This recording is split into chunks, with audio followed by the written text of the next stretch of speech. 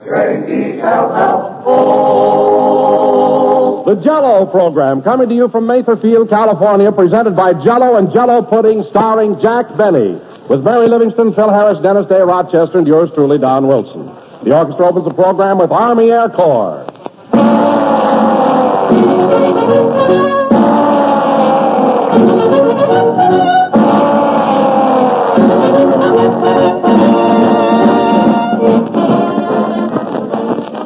Friends, have you noticed Jell-O is...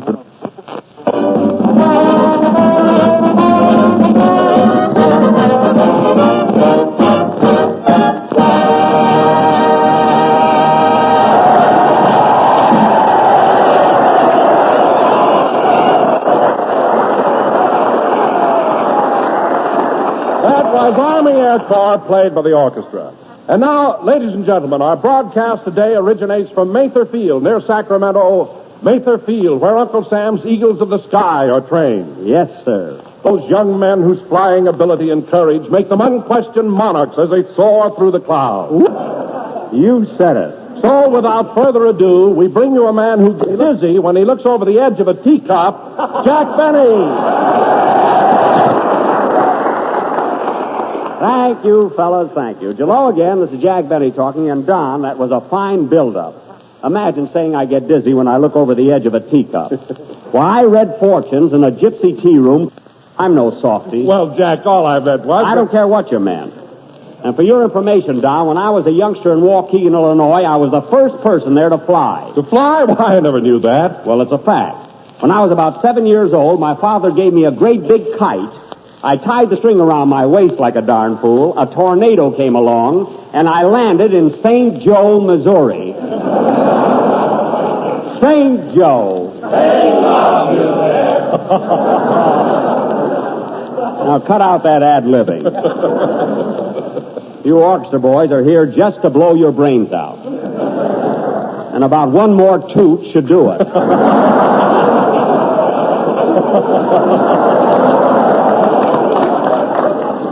But anyway, that's the truth, Don. I was on the end of that kite, and I lit in good old St. Joe. But, Jack, weren't you hurt when you came down?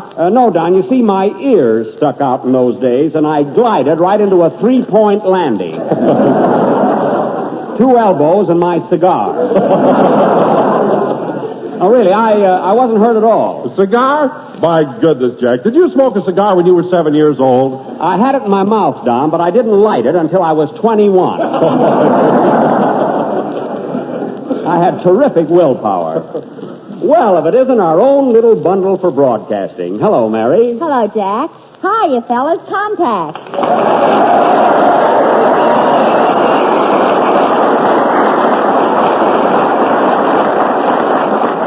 Hey, you did all right. Well, Mary, how do you like it at Matherfield? Oh, swell. But you know, Jack, all the boys here are so bashful. Yes. Yes, they are a rather quiet group of fellas, you know. And they're so shy and reserved. That's right. All they think about is aviation. Yeah. Now, let's start over and quit kidding.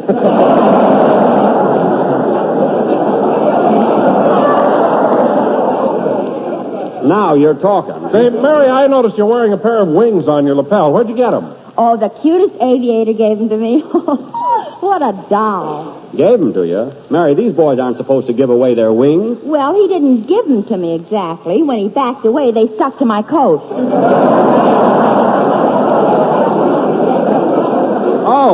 Oh, I see. You kissed him.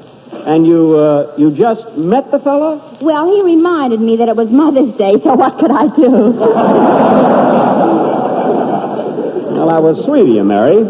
So you gave... Uh-huh. Good. Well, at least it started out that way. Mary, why is it that every time we play a camp, you have to always... Hey, Mr. Benny, speaking of Mother's Day, you know... Oh, hello, Dennis. Hello.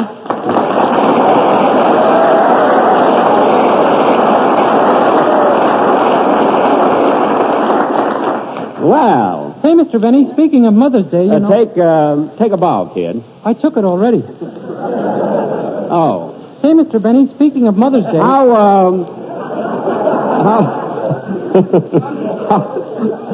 How'd you come up here, Dennis? I didn't see you on the train. Don't you remember? You put me in a crate in the baggage car.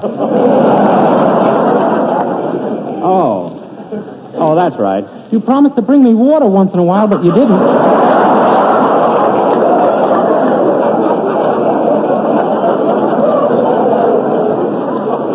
Well, I'm sorry, kid. It slipped my mind. The baggage man reached in for my autograph and I bit him.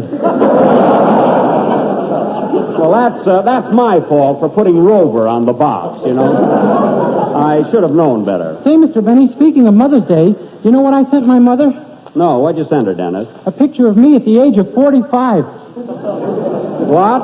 I drew some bags under my eyes. Oh, well, it was nice that you sent her something. Mary, I hope you didn't forget Mother's Day. I should say not. I sent Mama 2 beautiful canaries. 2 canaries? Yeah, one whistles deep in the heart of Texas, and the other one claps its wings. Well, I'm sure the old girl will get a kick out of that, you know. Hiya, Jackson. Hello, fellas. Make the old man with the gray hair jealous.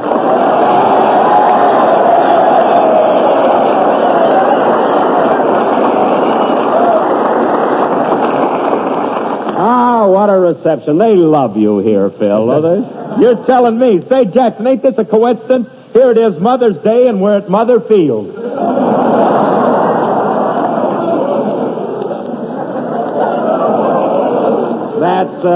That's Mather Field. And although I pronounced it wrong last week. And speaking of Mother's Day... Speaking of Mother's Day, Phil, did you remember your mother? Yeah, she's a little white-haired lady, about 5'2". I don't mean that.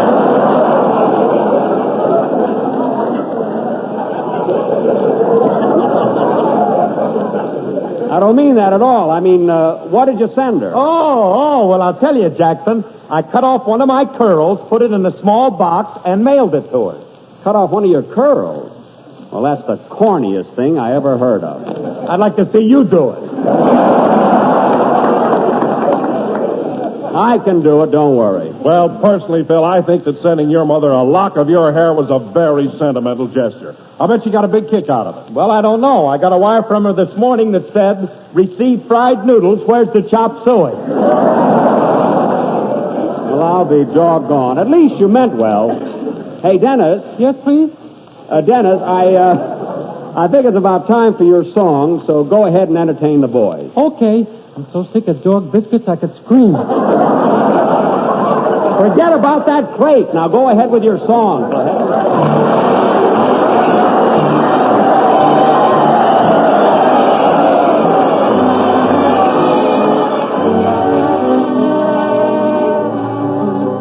Johnny Doughboy found a rose in Ireland, sure the fairest flower that Erin never grew.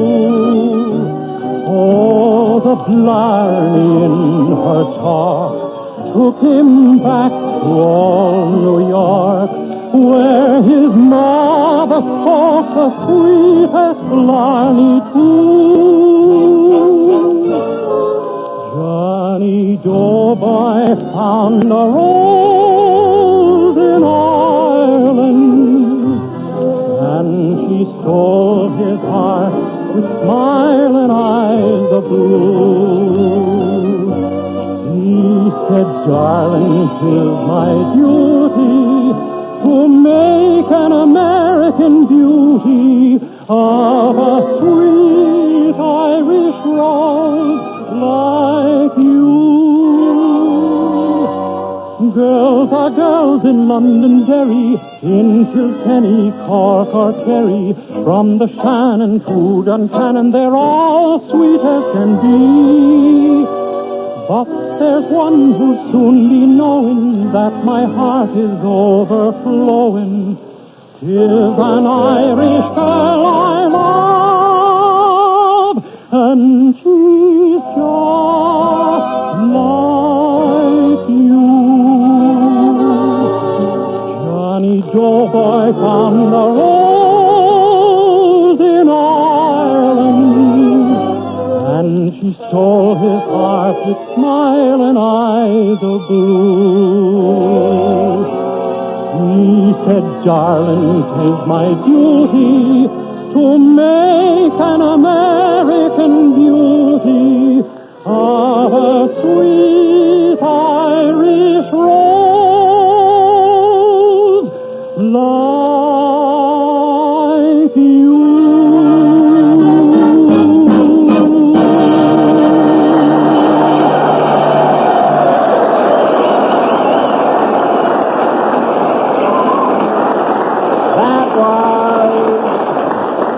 That was Johnny Doughboy, sung by Dennis Day, and Dennis, that was swell. Thanks. And I'd like to dedicate that number to all the navigators, pilots, and enlisted men here at Mesa Field. Well, that's very nice. And now, folks, What's a navigator, Mr. Benny? I'll explain it to you later, kid. Tell him now. I'd like to get the leakage. Okay. Well, the navigator, fellas, is one of the key members of the air crew. I mean, he's the man who must plan the entire mission on what is known as a Mercator chart. Oh, I get it. Just hold for me. Well, let me explain it this way.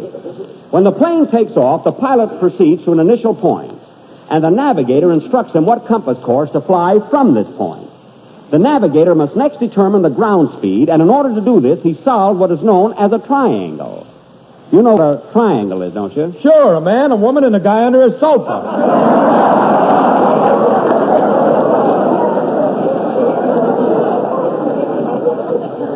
Phil, it's not your kind of a triangle. It's a wind triangle. Anyway, it is frequently necessary to check accuracy by making celestial observations. To make these observations, the navigator uses an instrument known as a sextant. Ooh, what he said.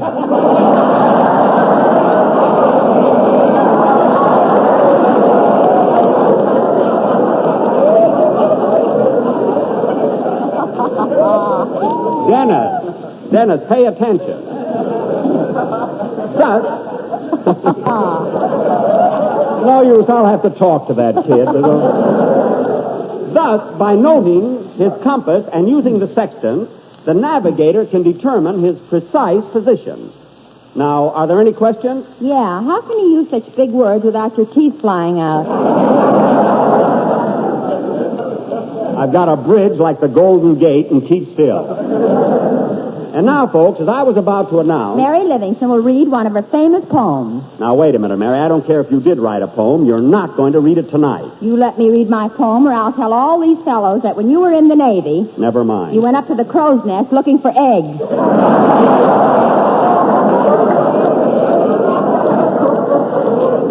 Well, I was hungry. All right, Mary, what's the title of your poem?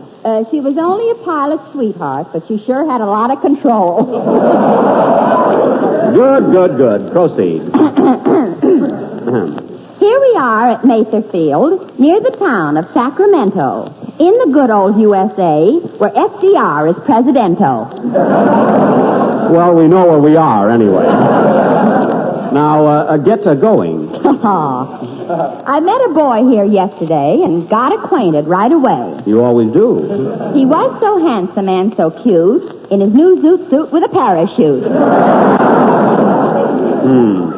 Some description. Say, Jack. What? Did Longfellow work with a stooge? No. Then keep still.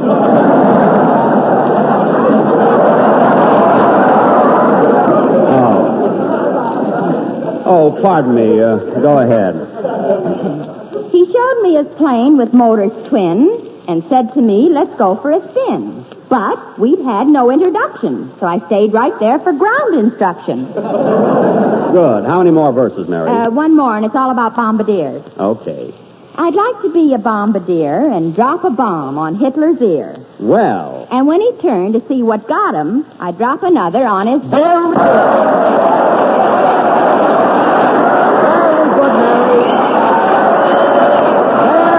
Very good. That was a swell poem. Mary, you did a fine job there. Now, Phil, I think the only thing that could follow Mary's poem would be a good hot band number, so go ahead. Hold it a minute. Come in. Yes? Mr. Benny, I'm from Postal Telegraph. Would you like to buy a war savings bond and send it to Fred Allen? Well, I'd like to buy a bond, but why should I send it to Allen? The shock would kill him. I know. You got an idea there. Come on out in the hall, Bud. I'll write you a check. Play, Phil.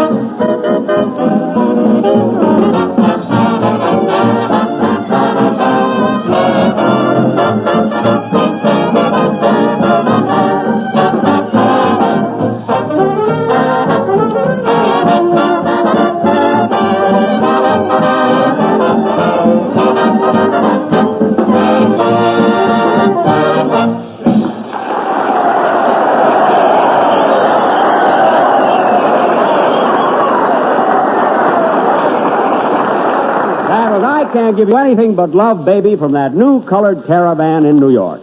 And played by Phil Harris and his orchestra. Say, Phil, come here a minute. I've got some very important news for you. What is it? You too, Dennis. Now, pay attention. Okay, hold my yo-yo.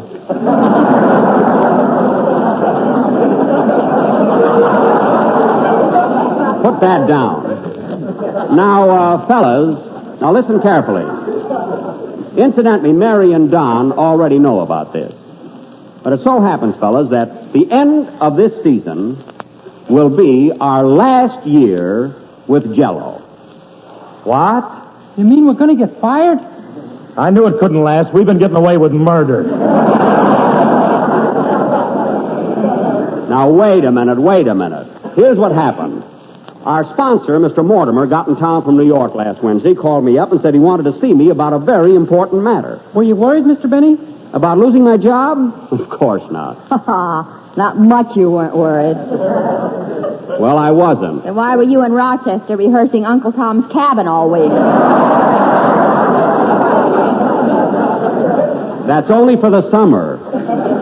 Mervin's going to direct it. Now, we're going to play up and down the coast. Can I be a bloodhound, Mr. Benny? Yes, Dennis, I'll just take the crate off of you. Anyway, fellas, the sponsor called up, so I made a date to see him that afternoon. Mary, Don, and I got into Maxwell, and Rochester drove us over to Mr. Mortimer's office on Hollywood Boulevard.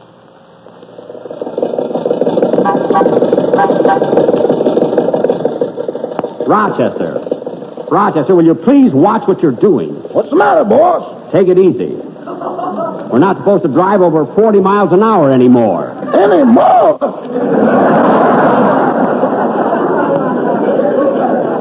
Yes. The car couldn't hit 40 if it was dropped off the Empire State Building loaded with mercury. Now, wait a minute. The speedometer says 62. That's nothing. It says 50 when we're out of gas. What? But I'll kick it back to 15 if it'll make you feel better. Just take it easy. You know, I've got a lot on my mind today. Oh, calm down, Jack. Just because our sponsor's in town and wants to see you doesn't mean you're going to get fired. Oh, yeah? Why, certainly, Jack. Mr. Mortimer probably just wants to speak to you. Yes, and I know what he'll say. Goodbye, Benny. Hello, Skelton. We're dead ducks, I tell you. Rochester, there'll be a rehearsal tonight. Now, remember, you're going to be Topsy. Why can't I be Uncle Tom? My Topsy is Turvy. No time for recasting. I tell you, if we don't... Rochester, watch what you're doing. You went right through a red light. Boss, if you want the wheel, here it is. Stick that that back on there.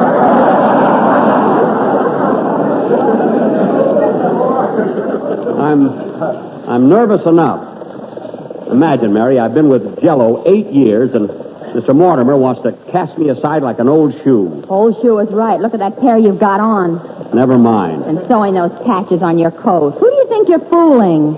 Listen, Mary, a little sympathy won't hurt. You had to get all dressed up. Where do you think you're going, to a wedding? Don, tear your collar a little, will you? Right there on the side. Now, Jack, you're just imagining things. I'm sure you're not going to get fired. After all, you're a great comedian. I stink, and you know it.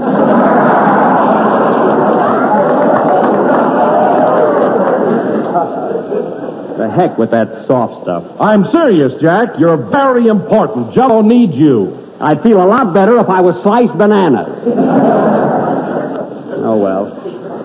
I wouldn't mind if I'd have saved my money. If I'd only put something aside for a rainy day. Oh, don't worry, Jack. I can always go back to the May Company. Thanks, Mary. I filled out your application this morning.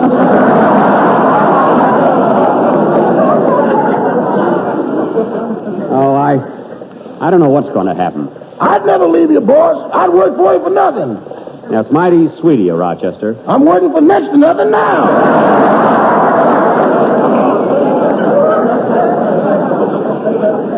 All right, just be thankful that you've got a job, which is probably more than I have. Well, say, Jack, that's the building across the street, isn't it? Yeah, that's it. Now, Mary, when we get in Mr. Mortimer's office, I wish you'd let me do the talking. You just sit in the corner and wipe your eyes once in a while, you know. I'll give you the cue.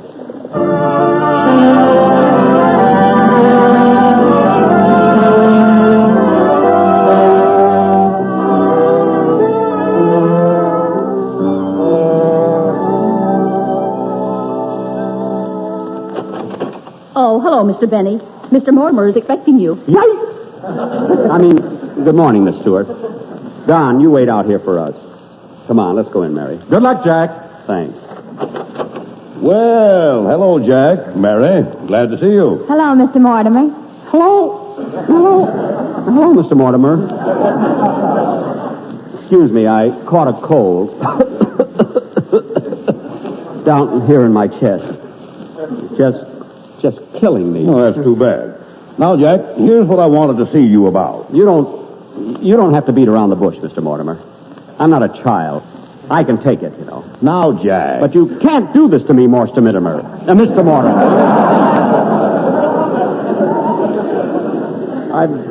I've given the best years of my life to this program, and you're not going to shoo me aside like an old throw.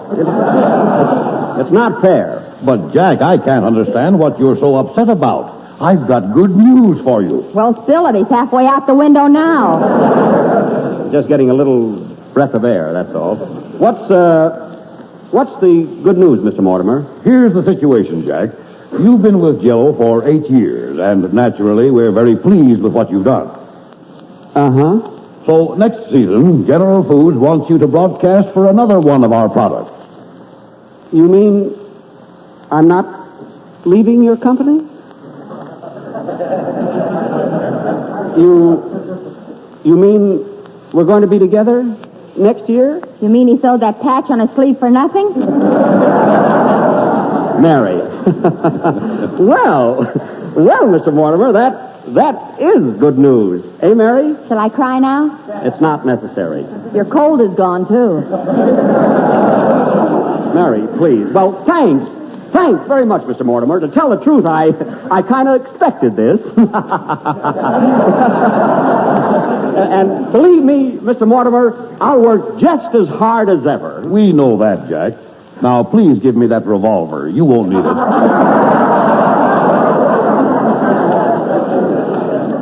Here you are. Gee, I can't wait till I tell Don Wilson. Well, goodbye, Mr. Mortimer. Come on, Mary. Oh, Don, I've got good news for you. Good news? Well, what is it, Jack? We're leaving Jell-O, Don. Next year, we're going to broadcast for another product.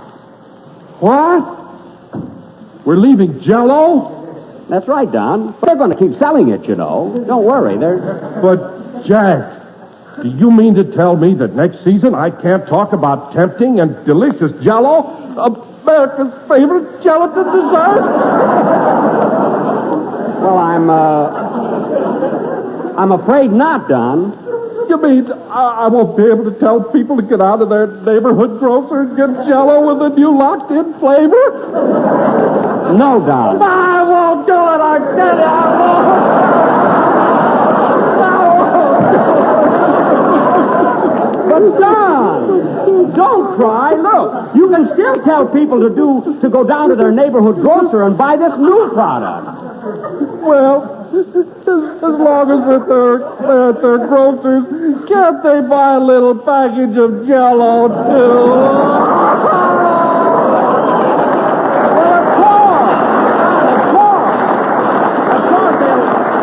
They'll always be able to get Jell-O. And here's something else, Don. Listen to this. Our new product will be economical, too, and who knows? It may even be delicious with sliced bananas. Why, it'll be wonderful, Don. Wait till we get rolling. You'll love it. Now, come on,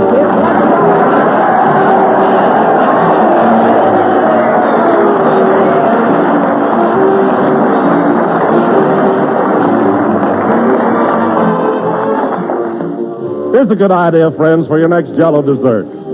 It's peach and raspberry pie made with delicious raspberry Jell-O. Say, it's one of the most enticing treats you ever tasted. And nothing could be easier to make. Simply dissolve one package of Jell-O imitation raspberry flavor in 1.5 cups of hot water. Chill until slightly thickened, then fold in 1 cup of heavy whipped cream and 2 cups of canned sliced peaches drained. Or, if you wish, use 1 box of quick frozen sliced peaches freshly thawed. Turn into a baked pie shell and chill until firm. The result will be one of the best desserts that ever graced a table. A wonderful combination of juicy sliced peaches and bright red raspberry Jell-O. Get several packages of raspberry Jell-O tomorrow. And when you do, be sure to ask for genuine Jell-O, because Jell-O's locked-in flavor is extra rich.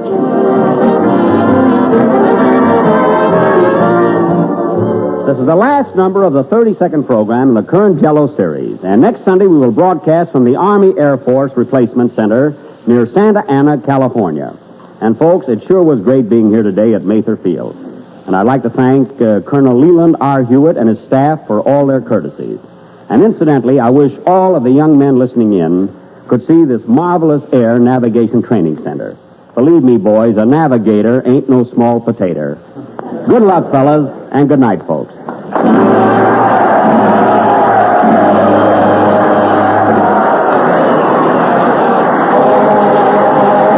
The Jell-O program is written by Bill Maher and Ed Beline and is broadcast each week by shortwave to our armed forces throughout the world.